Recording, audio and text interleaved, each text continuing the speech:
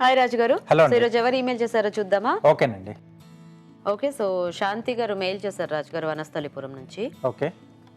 జనరల్గా అంటే మనం మెంతికూర, బంగాళదుంప ఇట్లాంటి వాటిల్లో యూస్ చేస్తూ ఉంటాం కదా. అవునండి. అలా కాకుండా సమ్ చిక్కుడు దీనికి ఏదన్నా వాడితే ఎలా ఉంటుంది అని. బాగానే వస్తుందండి. అంటే మనం మెంతికూర ఏ కాంబినేషన్లో తీసుకున్నా కొంచెం అది యాడ్ చేసుకోవడం వల్ల టేస్ట్ అనేది కొంచెం ఇంప్రూవ్ అవుతుంది. సో కొంచెం డిఫరెంట్గా వస్తుంది. సో ఇక్కడ చిక్కుడు అంటే గోరు చిక్కుడు తీసుకుందాం.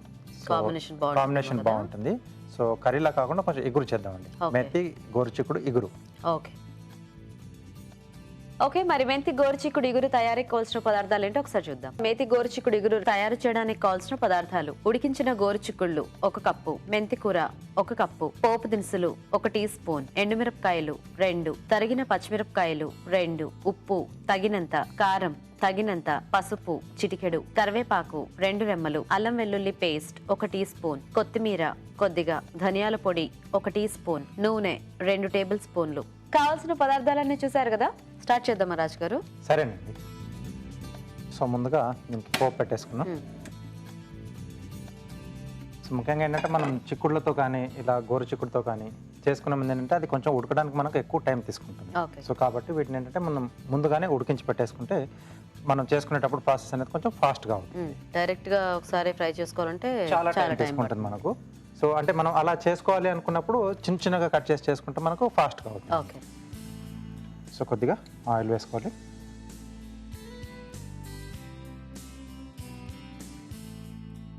సో ముందుగా ఎండుమిరపకాయలు, ఓకే,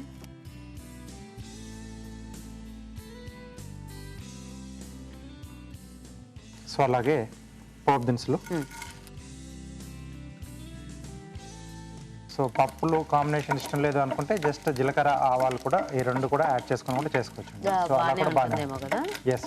అంటే ఇది ఎలాగో టోటల్గా డ్రై ఫ్రై కాదు కాబట్టి మనకి ఓన్లీ ఆవాలు జీలకర్ర అయినా బాగానే ఉంటుంది. ఎస్ అండి. సో పచ్చిమిరపకాయలు, అలాగే కరివేపాకు, ఓకే,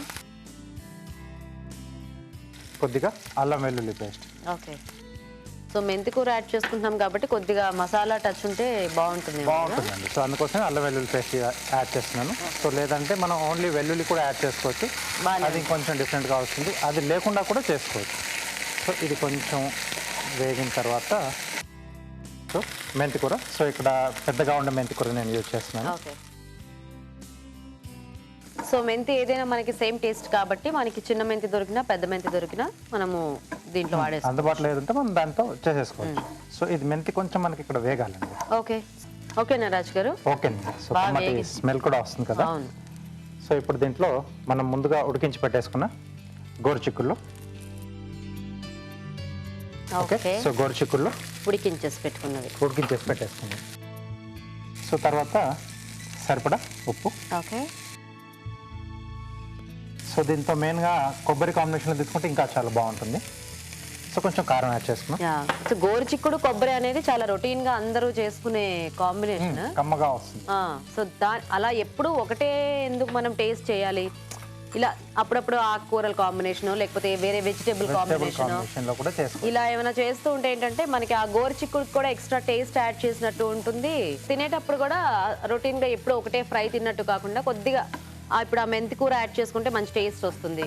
ఒకసారి కొబ్బరి యాడ్ చేసుకోవచ్చు, ఒకసారి ఏదన్నా పొడుల కాంబినేషన్ లో ట్రై చేసుకోవచ్చు, ఆకుకూరలు కూడా మార్చుకోవచ్చు. మార్చి కూడా మనం చేసుకోవచ్చు, చాలా బాగుంటుంది. సో మనకేంటంటే కొన్ని కూరలు ఒకలాగా అలవాటు అయిపోయి ఇంకా అలాగే చేసుకోవాలేమో అలాగే తినాలేమో అన్నట్టుగా మనం ఫిక్స్ అయిపోతాం. అంటే ఇప్పుడు గోరు చిక్కుడు తేగానే ఊరికి అలా వేపేసేసి పైనుంచి కొబ్బరి జల్లుకోవటం, అది కాకుండా కొంచెం బయటకు వచ్చి అప్పుడప్పుడు గోరు చిక్కులు కొన్నప్పుడు పక్కనే ఎలా చక్కగా ఏదైనా ఆకుకూరలు కానీ ఏదైనా వెరైటీ వెజిటేబుల్ కానీ కనిపిస్తే ఓకే దీంతో కాంబినేషన్ ట్రై చేయొచ్చు కదా అనుకున్నాం అనుకోండి, చక్కగా మనకే బోల్డ్ అనే ఆలోచనలు వస్తాయి. సో అలాగే తినే వాళ్ళు కూడా హ్యాపీగా తీసుకుంటారు. సో అంటే రెగ్యులర్ ఒకటే టేస్ట్ కాకుండా కొంచెం కొత్త టేస్ట్లు ఉన్నప్పుడు ఏంటంటే సో అంటే వీటి తినడానికి కొంచెం అయిష్టంగా ఉన్న సో టేస్ట్ అనేది మారుతుంది కాబట్టి అప్పటికి తినడానికి కొంచెం ఇష్టపడుతూ ఉంటారు. అండ్ చాలా మంది ఇప్పుడు మన ఇళ్లలో చేసుకున్నప్పుడేమో గోరు చిక్కులు తినము అలా అంటారు, కానీ మళ్ళీ పక్కన ఎక్కడికైనా వెళ్ళినప్పుడు బయటికి వెళ్ళినప్పుడు ఏ చుట్టాలు ఇంటికి వెళ్ళినప్పుడు వాళ్ళు చేస్తే మాత్రం బాగా తింటారు.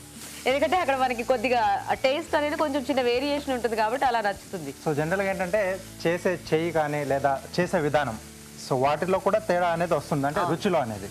సో కాబట్టి ఏంటంటే మన ఇంట్లో కంటే కొంచెం పక్కింట్లో అయితే ఎప్పటిగా కొంచెం రుచిగా అనిపిస్తూ ఉంటుంది. సో బట్ మనం కూడా చేసుకోవచ్చు హ్యాపీగా. సో కొంచెం పొడి యాడ్ చేస్తున్నానండి, Okay. ధనియాల పొడి. So almost అయిపోవచ్చిందండి. ఓకే, ఫైనల్గా కొద్దిగా కొత్తిమీర. ఓకే.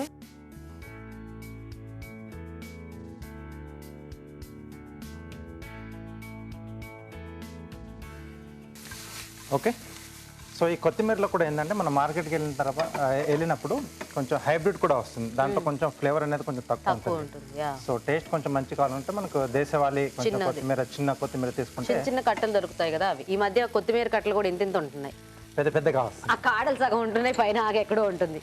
అలాంటి రుచి అనేది కొంచెం తగ్గుతూ ఉంటుంది. సో మనం చేసే డిష్ లో కూడా కొంచెం ఆ చిన్న చిన్న చేంజింగ్స్ అవి మనం కొంచెం గమనించుకుంటూ ఉంటే సో టేస్ట్ అందరికీ బాగా వస్తుంది. ఓకే, సో రెడీ అయిపోయింది.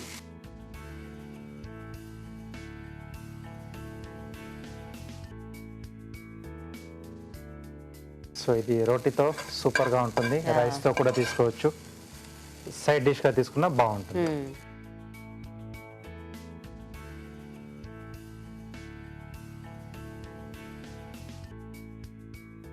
ఓకే, సో ఫైనల్గా కొద్దిగా కొత్తిమీర పైన. ఓకే. ఓకే, సో మెంతి గోరుచిక్కుడు ఇగురు రెడీ. నైస్.